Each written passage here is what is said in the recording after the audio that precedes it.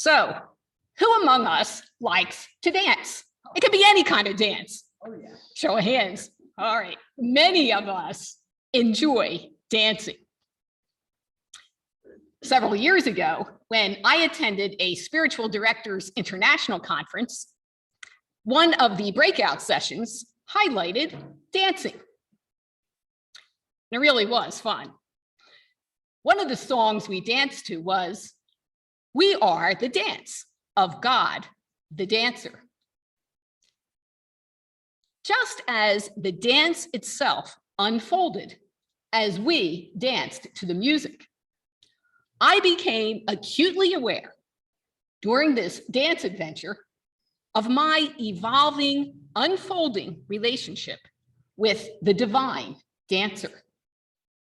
It was a delightful and playful experience of God. On this Trinity Sunday, I invite each of us to consider the metaphors, the words, images, symbols, feelings that invite us into this unfolding relationship with, as Eileen mentioned last week, the indescribable God, who is in all life-giving names and also beyond all names.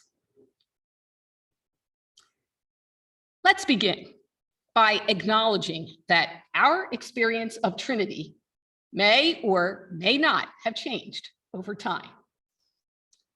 I will say that mine has definitely changed. During my journey, I have perceived the Trinity in many ways. What I believe now is that the Trinity is a relationship of love. For those of us gathered, perhaps the Trinitarian words we use are different from that of 10 to 15 years ago. Maybe the Trinitarian number 3 continues to be meaningful, or we may have moved completely beyond that paradigm and it's been transformed into something new. Wherever we may find ourselves, I encourage each of us in this moment to relax into a love relationship with the Holy One. Let's be open to today's gospel words that speak of the Spirit's revelation and guidance as we dance through some relational illustrations.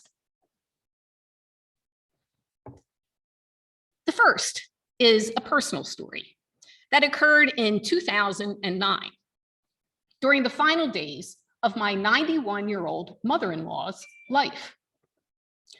Her name was Fran, and throughout the week, she was in hospice care.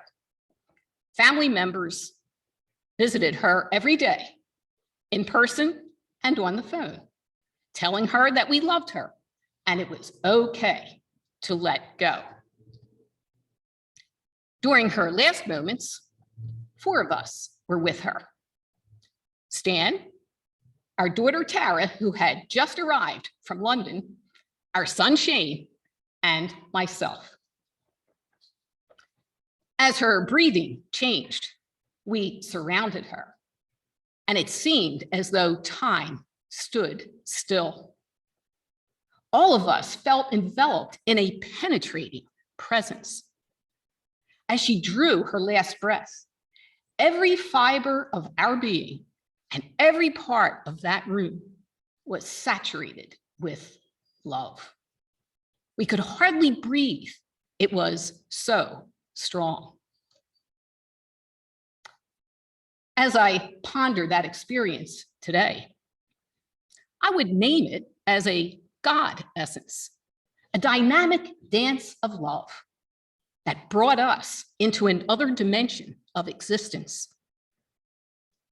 I will be forever grateful for Fran, who allowed us to dance with her as she transitioned and to experience love so profoundly.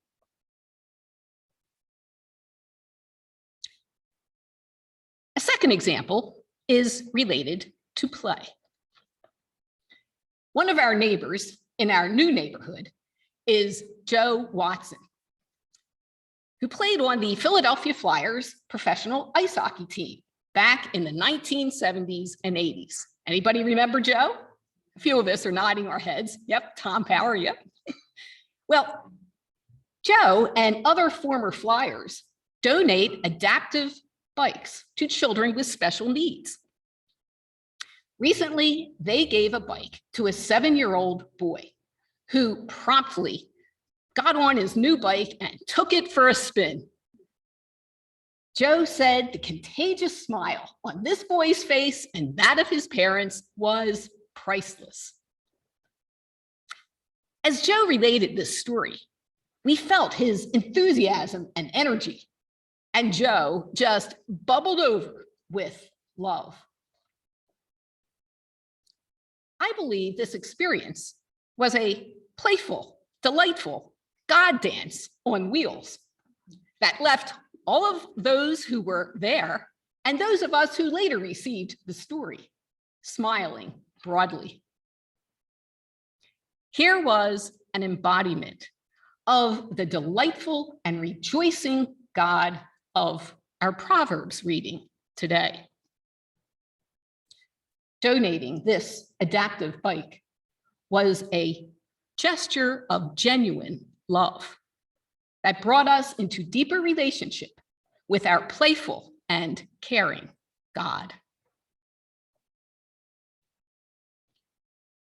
A third illustration is about how the Appalachian Trail brought healing to a bereaved dad. A recent issue of the Appalachian Trail Journeys magazine highlighted the story of Ward Kamek, whose 23-year-old daughter died suddenly of natural causes. He said he wanted to feel the love and connection of the universe, and that brought him to the trail, to let his thoughts stretch out and to try to come to terms with his loss.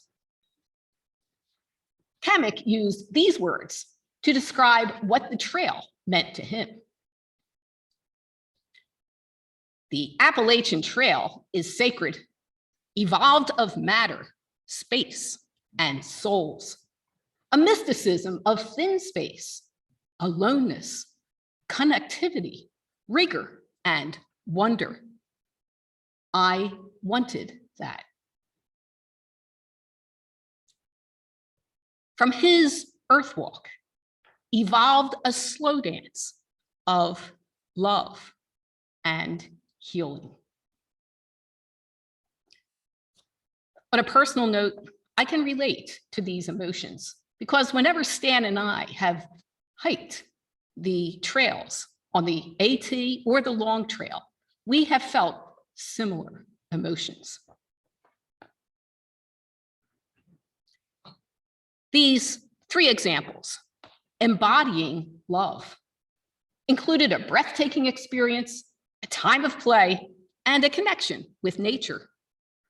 Yet there are limitless ways to experience and image the one who is beyond all names, who is always inviting us into a deeper relationship of love. Cynthia Bourgeault, in her book, The Holy Trinity and the Law of Three, suggests seeing the Trinity as a mandala of divine reality. Perhaps some of us would describe the Trinity as a mosaic, a collage, a musical symphony, or a jazz concert. Ponder your unique ways of experiencing and describing the divine. And if you would care to share that with us during homily response, please do so. We are the dance. We are the love. Keep dancing into love.